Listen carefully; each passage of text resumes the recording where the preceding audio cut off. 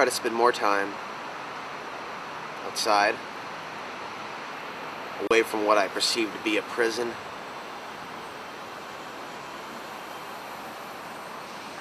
Sometimes I feel like our very energy is being sucked from us. And that we have to reconnect to something that's real, so that we can fully stay alive, be strong, physically, spiritually, psychologically. What is sucking our energy from our bodies, from our minds, from our spirits?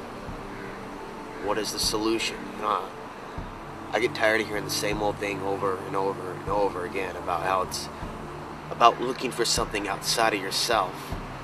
Reading the right book, being lucky enough to be one of those chosen few to be able to read the right book and be saved from total damnation.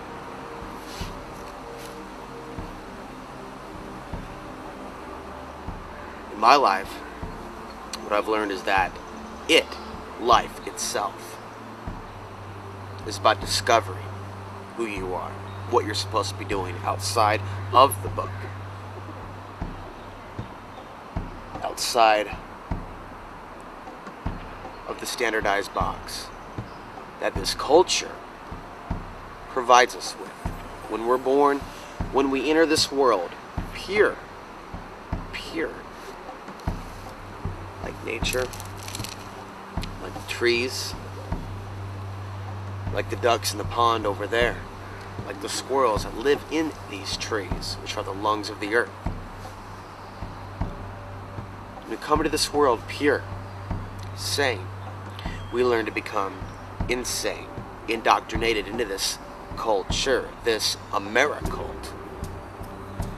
I think about all the different walls of separation that surround me. And I think I really could write a book. And it gets to be too much when your awareness of it increases. It can sometimes get to be too much. So again, I come here, I come somewhere else. I go somewhere else. I seek a refuge. Another place outside of an enslaving grid. An enslaving grid that doesn't want you to leave. That doesn't want you to live a different way.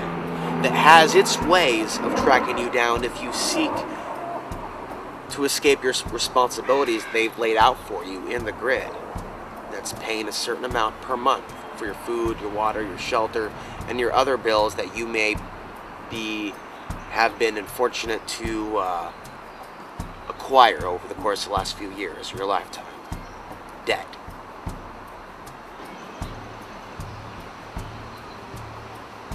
All these walls that enslave us, all these misconceptions, all these lies, delusions, illusions, manipulations of who we really are as men, as women,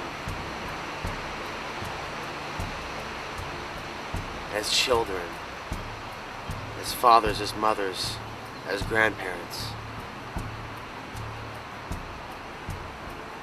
People want to be one with nature. They want to connect. We are social animals, but we are also herd animals.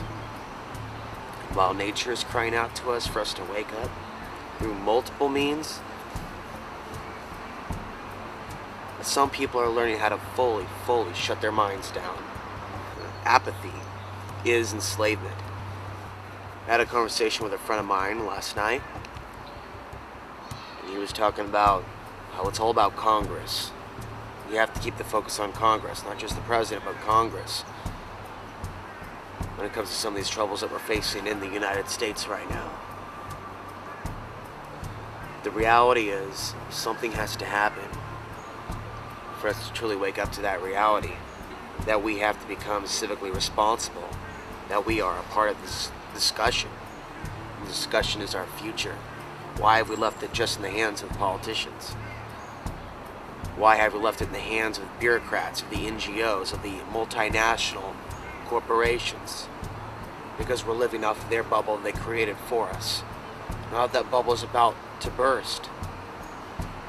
People are already starting to lose their minds. A lot of people don't know why they're feeling what they're feeling. Be assured we're going through it now. I'm feeling the intensity rising now. I'm seeing people change. I'm seeing a lot more violent behavior. I'm also seeing a lot of people question what it means to truly be free. And it's not to say that people weren't like this in the past, but I can at least testify that in the cycle that I'm living in right now, people are more interested in finding out who they are, getting connected with their internal energy, exiting the matrix on some level or another, because it is apparent that we live in a world of lies. There are so many walls between people within the Portland area. I've noticed that it seems to be normal in our world to not make eye contact with a stranger. It seems that this is normal behavior. If you can admit that we're social animals, that we thrive on things like interaction, how could we be happy living in a world where every time we pass someone that we don't know, we look down at the ground and avoid connecting with the window to the soul, looking in someone's eyes? And the truth is, sometimes it happens to me.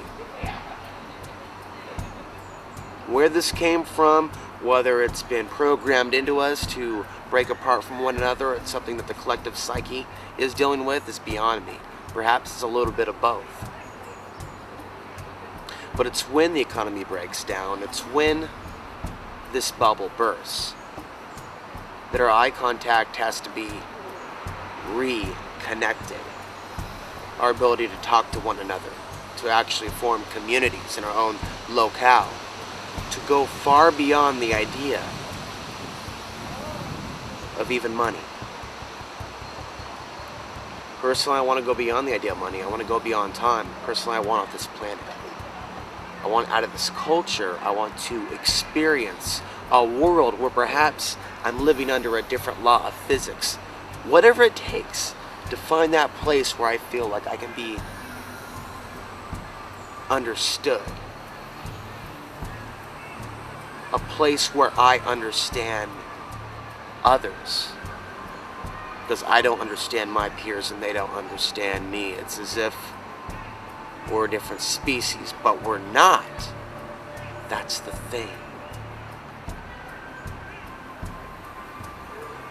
But consciousness-wise, I do think that there's a split with many of us. And it's a big question as to why we see such a deep polarization in terms of awareness when it comes to these very issues that we face. So I pray, fantasize, believe in that other world, because it's the only thing that I can do to keep me sane and provide some sort of hope for those that have been programmed to have no hope, to want to kill themselves, to want to kill and rape others, to believe that everything is an accident and that we're mere animals cannibalizing one another just to exist. That being our reason to exist, just to exist like an animal, makes no sense itself. It's so circular. And this is why people go crazy. We have to believe that we're here for a reason, and believe in this utopia that I do believe does exist, perhaps on another dimension somewhere, perhaps a galaxy far, far away where there really is no war, there is no government. There are no guns because we don't have the need for the guns in the first place. We created a world first to where people weren't robbing one another, to where we were living fully in full consciousness, infinite possibility, using a lot more of our brain than we are now, not keeping the right brain locked, trapped, shut behind a closed door, to squeeze it into submission when it's time to go in the left brain form of cognitive reality, when it's time to talk to your boss, when it's time to do your homework, when it's time to shut up sit down and listen when you're in the university halls. A place where massive growth and an increasing GDP aren't an everyday reality. We need a world where we actually have the right to go plant seeds that come from the earth so we can feed ourselves instead of depending on someone else to feed us, requiring what? Fossil fuels, other resources taken from the earth and the sweat and labor of people in a country we have never met, people we have never seen. It is not outside the realm of possibility that people are becoming increasingly psychic. And I think that could be becoming a fact in the near future. I don't know. All we can know is look towards that internal compass, the one thing that we have to have a little faith in. A little faith that it's not going to lie to us, and that's our own heart. Using our heart consciousness instead of our mind consciousness, going beyond the books and the DVDs, try to connect with the others that know the truth, that are also in their own phase, level of awakening, the journey back to the truth that we all know in every cell in our being, in our body. It seems that things have to be broken down, the world has to be shook up just a little bit for us to truly figure out who we really are. So I think things like that are increasing, as well as the madness. But we're going to have to survive the mind wars. We're going to have to look at all possibilities and constantly empty our cup. Consciousness is simply an amazing thing. It's like you just want to grab one of these zombies walking down the streets and go, dude, just wake up, look at me. Look at me. Yes, I'm here. I know you're here. Do you realize we're in danger? So that's why I think about or fantasize about just holding a big sign. We're in danger. We're disconnected. Wake up. You are cared about. You know, if enough people were like mobilized in downtown with signs like that, it'd have an impact. Anything that connects to somebody might shock them out of submission. It's like none of it makes any sense. That's the thing. That's why people are starting to go crazy. Nothing's making any sense. What kind of maniacs, what kind of sociopaths would do this to their own people? This is total insanity. The way we're living is totally insane. This is the insane asylum on a galactic level. It's here. We're there. I'm talking about a concentration camp. We're in one.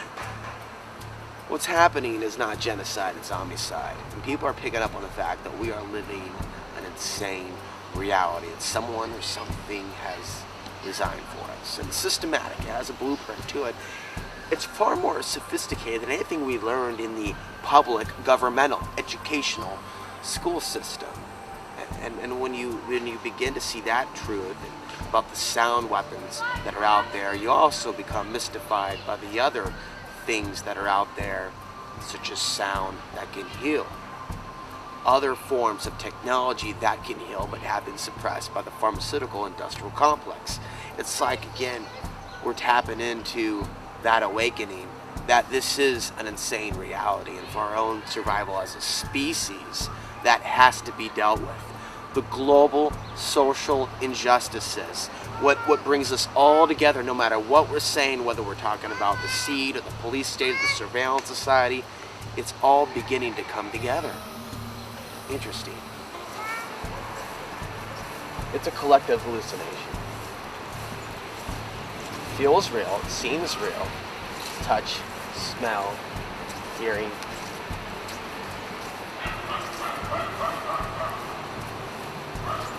And if it's all you've ever known, how can anything else or a whole other reality